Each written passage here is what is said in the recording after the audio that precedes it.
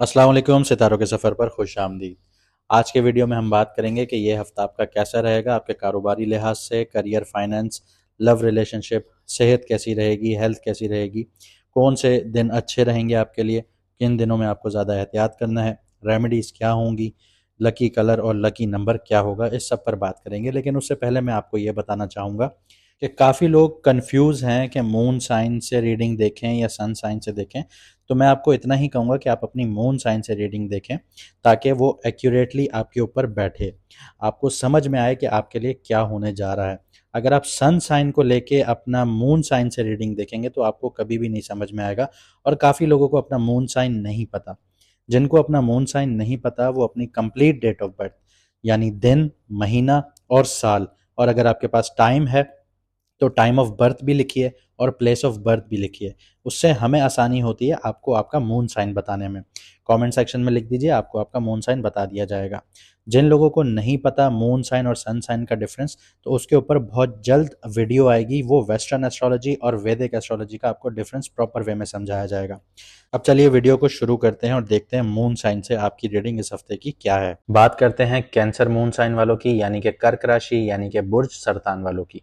इस हफ्ते आपका जो फोकस है वो डीप रिफ्लेक्शन से आउटवर्ड एक्शन की तरफ शिफ्ट होगा। मून आपके 8th हाउस से स्टार्ट करेगा, जो कि सीक्रेट्स और ट्रांसफॉर्मेशन का घर है, और वीक के एंड तक आपके 11th हाउस में चला जाएगा, जो कि गेन्स का घर है, फायदों का घर है, आपके गोल्स का घर है और आपके दोस्तों और नेटवर्क्स का घर है। यहाँ पहुंचकर क्लैरिटी और मोमेंटम बहुत ज़्यादा देगा आप लोगों को। आपके फर्स्ट हाउस में मरकरी और सन बैठे हैं, मतलब आपका कॉन्फिडेंस और क्लैरिटी दोनों शाइन कर रहे हैं। लेकिन मार्स और केतु आपके सेकंड हाउस में है, यानी फैमिली और स्पीच जो है उसमें बहुत ज़्यादा एग्रेशन देखने को मिल सकती है। बहुत ज़्यादा आप लोग गुस्सा कर सकते हैं अपनी फैमिली को लेकर, क्योंकि आप लोगों की जो नेचर है वो प्रोटेक्टिव नेचर होती है। यानी आप लोग अपनी फैमिली के लिए बहुत ज़्यादा प्रोटेक्टिव फील करते हैं।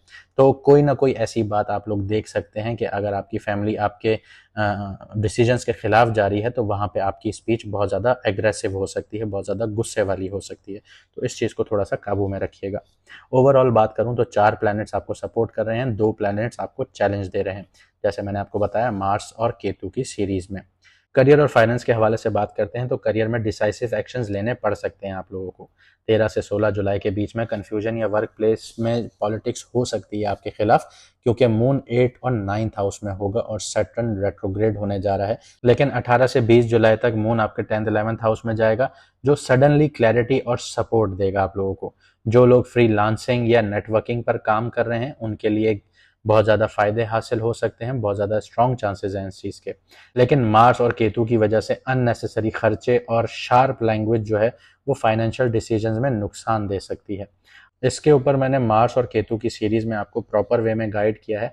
अपनी ज़बान पर बहुत ज़्यादा कंट्रोल रखिएगा। अगर आप अपनी ज़बान पर कंट्रोल नहीं रखेंगे तो आप नुकसान उठाएंगे, और ये वही मिसाल पूरी होगी कि अपने हाथों से अपने पैरों पे कुल्हाड़ा मारना। यहाँ पे आपको एक टिप दे देता हूँ कि पैसों के मामले में जब भी आप बात करें तो ठंडे दिमाग से और ट्रांसपेरेंट तरीके से बात करें। इम्पल्सिव इन्वेस्टमेंट्स अवॉइड कीजिएगा, जज्बात में आके इन्वेस्टमेंट्स नहीं करनी आप लोगों ने, खास तौर पे 14 से 16 जुलाई के बीच में। आगे बढ़ते हैं, लव और रिलेशनशिप्स को देख लेते हैं। तो लव लाइफ में थोड़ा मूडीनेस और मिसअंडरस्टैंडिंग्स पॉसिबल हैं, स्पेशली अगर फैमिली इंटरफेरेंस होगी। मार्स और केतु सेकंड हाउस में है, स्पीच को एजी बना रहा है, बहुत ज़्यादा शार्प बना रहा है। लेकिन मरकरी और सन आपको इमोशनल इंटेलिजेंस दे रहे हैं। अगर आप अपने अल्फाजों का चुनाव सही रखें तो आपके रिलेशनशिप जो है वो ग्रो कर सकता है। सिंगल्स के लिए 18 जुलाई के बाद टाइम पॉजिटिव है, कोई कनेक्शन आपका बन सकता है, स्पेशली आपके फ्रेंड सर्कल्स में। 19 जुलाई वाले दिन किसी दोस्त के साथ टाइम स्पेंड करें, इमोशनल रिचार्ज देखने को मिलेगा आपके अंदर। हेल्थ की बात करते हैं तो 8th हाउस में मून की शुरुआत थोड़ा इमोशनली इंटेंस बना सकती है।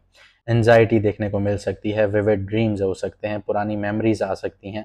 सैटर्न रेट्रोग्रेड है तो फटीग क्रिएट कर सकता है, लोअर बैक पेन क्रिएट कर सकता है। तो अपने आप पर ध्यान दीजिए, हाइड्रेशन अपनी प्रॉपर रखिए, ग्राउंडिंग प्रैक्टिसेस कीजिए, मेडिटेशन कीजिए, डीप ब्रीदिंग एक्सरसाइजेस कीजिए। ये सारी चीज़ें आपको बैलेंस करने में मेंटेन करेंगी।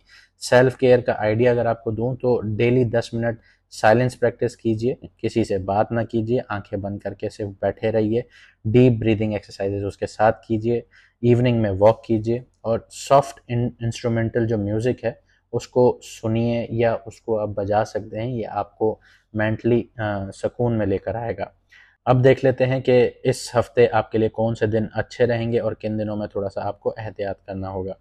18 से 20 जुलाई आपके लिए फेवरेबल है। मून एरीज में और टॉरस में होगा।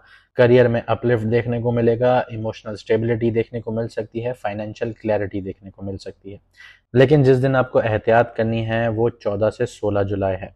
मून सैटर्न के साथ कंजंक्ट होगा पाइसेस में, तो मेंटल ब्लॉकेज आपको देखने को मिलेगी। आपका जो ट्रैवल का प्लान है वो डिले हो सकता है और एनर्जी लो रह सकती है।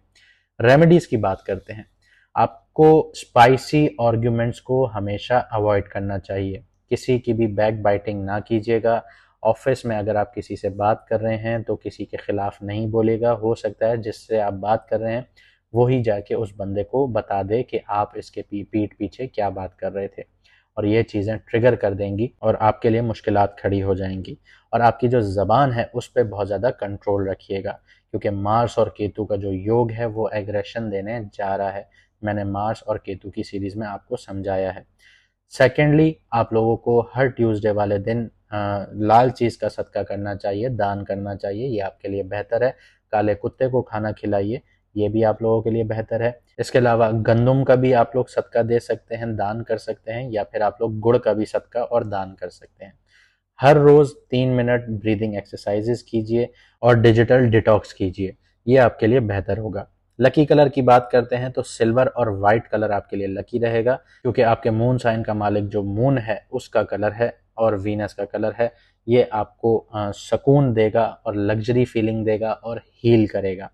2 नंबर में डीलिंग कीजिए। 2 नंबर आपके लिए लकी है, मून का नंबर है। ये आपकी जो छठी हिस्स है उसको इन्हांस करेगा और आपको इमोशनल इंटेलिजेंस देगा। इसके अलावा अगर मैं आपको एक बहुत काम की बात बताऊं इस हफ्ते के लिए, जो आपने अपने दिमाग में बिठा के रखनी है, तो आपके दिल में बहुत कुछ है बोलने को। आप ज़रूर बोलें उन चीज़ों को, लेकिन शांति के साथ, एहतराम के साथ, इज्जत के साथ। अपने अल्फाजों से अगले को नीचा नहीं दिखाना आप लोगों ने। बहुत प्यार और सुकून से बात करनी है कि अगला भी आपकी बात सुनने के लिए मुंतज़िर हो या इंतज़ार करे कि यार ये मुझे कुछ बताने जा रहा है। ऐसा ना हो कि आप अचानक से बहुत हार्श हो जाएं, एग्रेसिव हो जाएं, तो अगला भी आपको इम्पल्सिव रिएक्शन देगा और आपके लिए ख़तरनाक साबित होगा। और जैसी आपकी पर्सनालिटी है कि आप ऊपर से बहुत सख्त दिखने की कोशिश करते हैं लेकिन अंदर से बहुत सॉफ्ट नेचर के होते हैं, ये ना हो कि उसकी कोई बात आपके दिल पर लग जाए और वो बात आप अपने दिमाग में बिठा के बैठे रहें और सोचते रहें और रोते रहें। तो इस चीज़ को थोड़ा सा एहतियात से चलिएगा।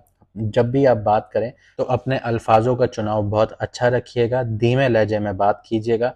ऐसा ना हो कि आप चीख चीख कर बात कर रहे हों, तो आपके लिए मुश्किलात हो सकती हैं। उम्मीद करता हूं आपको वीडियो पसंद आएगी और आप अपनी ज़िंदगी को बेहतर बनाएंगे। अगर आपको आपका मून साइन नहीं पता तो कमेंट सेक्शन में हमें अपनी ओरिजिनल डेट ऑफ बर्थ ज़रूर लिख के बताइएगा, हम आपको आपका मून साइन बता देंगे। कोशिश कीजिएगा कि डेट ऑफ बर्थ के साथ आपके पास टाइम ऑफ बर्थ भी हो, इससे हमें आसानी हो जाती है आपको आपका मून साइन बताने में। अगर आपको वीडियो अच्छी लगी तो लाइक शेयर सब्सक्राइब ज़रूर कीजिएगा। मुझे दीजिए इजाज़त, मिलते हैं अगली वीडियो में सितारों के सफ़र पर।